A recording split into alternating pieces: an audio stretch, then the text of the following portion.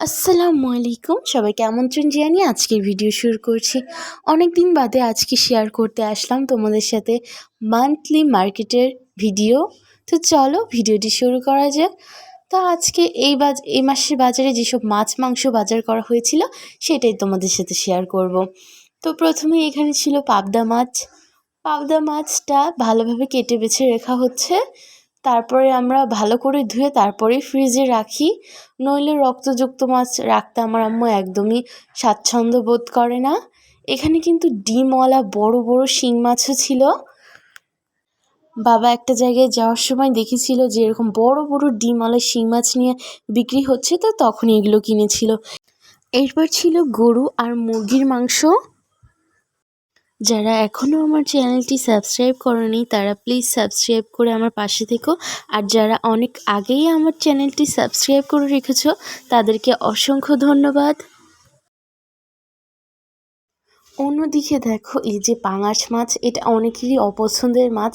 আমাদেরও তেমন একটা ভালো লাগতো না, কিন্তু এই বড় সাইজের পাঙাশগুলো ভুনা করলে, টমেটো পাঙাশ বা এই মাছগুলো ভাজি করলে, পাতুরি বানালে খুব টেস্ট লাগে। এখন আমরাও এটা খেতে পছন্দ করি। ভিডিওতে দেখে দেখে আমাদেরও মন চায় এভাবে রান্না করে খেতে। ভালোই হয় এই রেসিপিগুলো। এরপরে ছিল এই যে আমার সব থেকে পছন্দের মাছ, আমার সবচেয়ে প্রিয়, আমার আর আমার আপু, আমাদের দুইজনেরই সবচেয়ে প্রিয় মাছ। আমরা চিংড়ি মাছ খেতে খুব পছন্দ করি। চিংড়ি মাছ যে সাইজেরই হোক আমার খুবই ভালো লাগে খেতে। আর এই সাইজের চিংড়িগুলো দিয়ে কোনো সবজির মধ্যে দিলে বা লাউ কুমড়ো এগুলো রান্না করলে অনেক ভালো লাগে। এই সাইজের চিংড়িগুলো এই জন্য আনা হয়।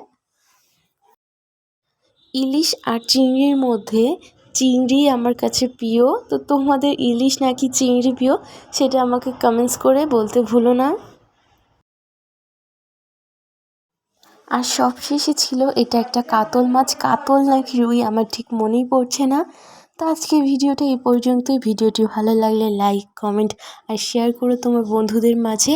আবারও কোনো নতুন ভিডিও নিয়ে হাজির হব। সবাই ভালো থেকো, সুস্থ থেকো, আমার জন্য দোয়া করো। আল্লাহ হাফেজ। Thanks for watching.